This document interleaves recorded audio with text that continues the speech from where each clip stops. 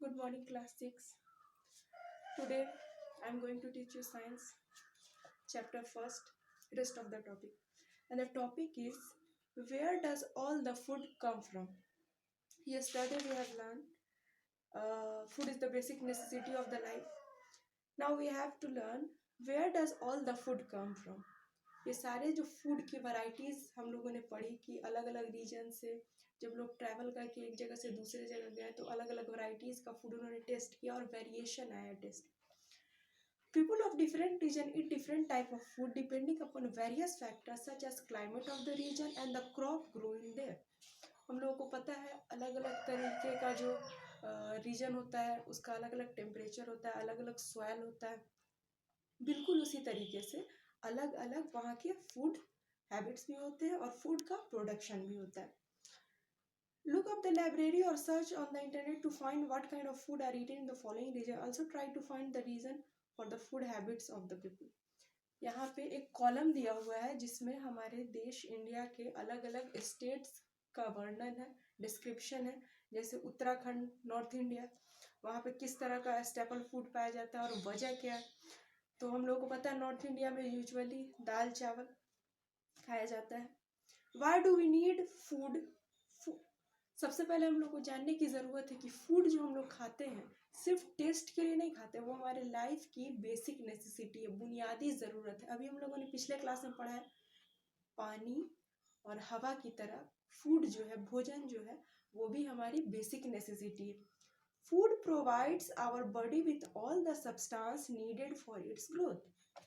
Food जो है, भोजन जो है, वो हमारे बॉडी को जो जो उपयोगी सब्सटेंस है, चीज़ें हैं, उसको प्रोवाइड करता है, जिसके बारे में हम लोगों ने शायद प्रीवियस क्लास में पढ़ा होगा. बैलेंस डाइट, जो फिर पोषक तत्व, न्यूट्रिशन जो प्रोवाइड होता है, जिसकी वजह से हम लोग लाइफ के वेरियस एक्टिविटीज़ कर पाते हैं. The energy needed to carry out the different function, protection from disease and the repair of on our tissues. अभी तक हम लोगों को पता है कि जो फूड होता है वो हमारे लाइफ की बेसिक नेसेसिटी है, बुनियादी ज़रूरत है. ये क्या चीज़ में हेल्प करता है? तो हमें एनर्जी देता है. अभी तक तो हम लोगों को ये पता था कि फूड हमें एनर्जी देता है, लेकिन अब हम लोगों को ये जानना है कि फूड ना ही सिर्फ हम एनर्जी देता है बल्कि हमारे बॉडी में इम्यून सिस्टम जो है, प्रतिरोधक क्षमता जो है, उसको बढ़ाता है. प्रतिरोधक क्षमता के बारे में आप अगर जानना चाहते हैं तो सबसे पहले अभी जो कोविड चल रहा है, कोरोना वायरस, तो आप लोगों ने सुना होगा कि बहुत सारे जो पेशेंट हैं वो ठीक होके आ चुके हैं हॉस्पिटल से, और जो ओल्ड एज पीपल हैं उनकी डेथ ज़्यादा मात्रा में हो रही है.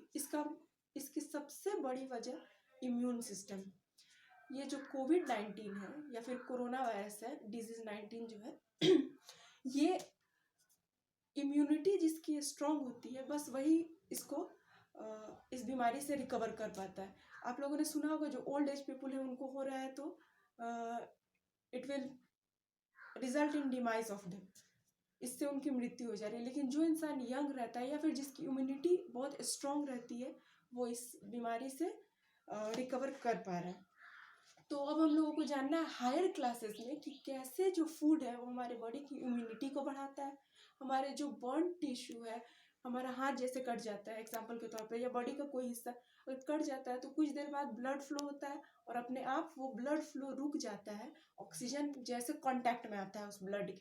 तो ये जो रिपेयरिंग है, सेल्फ रिपेयरिंग, वो फूड ही जो एनर्जी प्रोवाइड करता है उसके थ्रू सारा ये मैकेनिज्म चलता है. हायर क्लासेस में इसके बारे में हम लोग को बहुत डिटेल में पढ़ना है. फिलहाल इतना हमें जानना है कि फूड जो है वो बुनियादी ज़रूरत है हमारे जीने की, और फूड हमारे बॉडी के हर फंक्शन के लिए इम्पोर्टेंट है.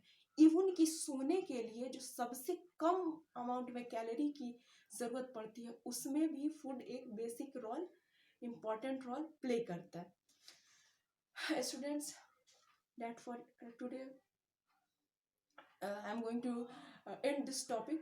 Tomorrow we will discuss in length, in brief, rest of the chapter. Till then, stay safe, stay happy, stay at home, stay positive. Thank you.